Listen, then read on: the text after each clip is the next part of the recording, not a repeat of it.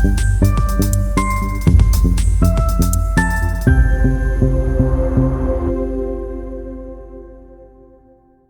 to all the viewers. Today I have a very special guest to introduce to you. It's Magali Noiray from I2BC in Paris. Hello, Magali. How are you? Hello, Maya. Nice to see you again. Nice to see you. So the very special thing about Magali is that she has been using the FIDA instrument for a couple of years now, and we've met on the user group meetings before, which is something new for me because every other opinion on FIDA that I've done was with someone I have not met in person. So I'm very happy to interview you, Magali. Could you tell us a little bit more about your area of work and your role at I2BC? Yeah. I2BC stands for Institute of Biology Integrative in Cells. So it means it covers many areas of biology, from the in vitro structural biology to the genome and the cell study, even towards the animal models. In I2BC, we gather 17 technical facilities, and the PIM, Platform of Interaction of Macromolecules, is one of it. And I'm technical responsible of this facility, dedicated to protein characterization and interaction assessment. Lovely. So, yep. Would you like to add something? No, okay. Lovely. So I wonder, because you've been using FIDA for such a long time, I know that you've been training other people on how to use it as well. So I was wondering, how did FIDA change the way you work in the long term?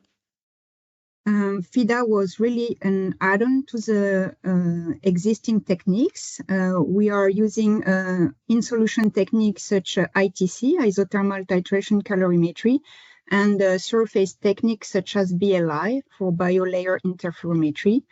But FIDA has a different approach since it measures the hydrodynamic radius, and you are really kind of visualizing the molecules directly via their size. So it means you get a deeper insight on the complex formation. Mm-hmm. The fluorescent level, moreover, is very good for high sensitivity and for complicated systems. Mm-hmm.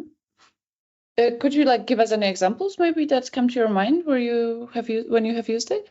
Yeah, for example, for the membrane protein, it was really outstanding since we were able to obtain easily a KD value. On ITC, the detergents are often a problem because they are forming bubbles. And on surface technique, it's very difficult to either immobilize a solubilized membrane protein in detergent or to reconstitute the lipid membrane. On FIDA, the detergent is also helping to reduce the stickiness of the sample on the glass capillary. So it was quite easy and very low sample consumption as well. Mm-hmm. Okay, lovely. So just following this line of thought, are there any specific types of samples or research questions where you feel like FIDA gives you access to information that you couldn't otherwise get, that you go like, okay, if we have to work with this or answer this question, I'm going to go for FIDA. Are there any cases like that? So FIDA is also very much adapted to very big species, such as viral capsid or liposome, which are tricky to use on other techniques. So thanks to the pressure and the measurement time, you can adapt these two parameters to study very big species. I can think also to multi-protein complex.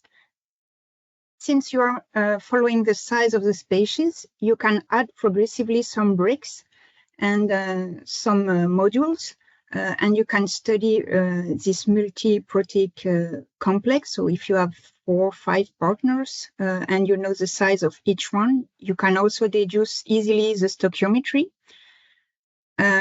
And of course, a bit on the side, but we use it a lot for LLPS, liquid-liquid phase separation, the condensate characterization. Okay. Well, that's a really wide application area. Yeah, indeed. Now I wonder, because you also mentioned just general characterization of proteins and samples during your introduction. What kind of data or insights from FIDA has been most valuable in your research? It's a bit of a tough question considering the range of applications that you've now mentioned, but still, maybe there are any that you could list? Yeah, it's true that as a technical facility, we welcome very wide range of projects. But for the QC, as we call it, the quality control of protein, we have used FIDA a lot in UV detection. And it's really help us to characterize a batch of purification, but also to help the development of formulation, for example, for industrial customers. So since we can compare the size obtained with FIDA to the PDB database, it was very easy to characterize these different lots of protein. Okay. Yeah. Lovely. Thank you so much.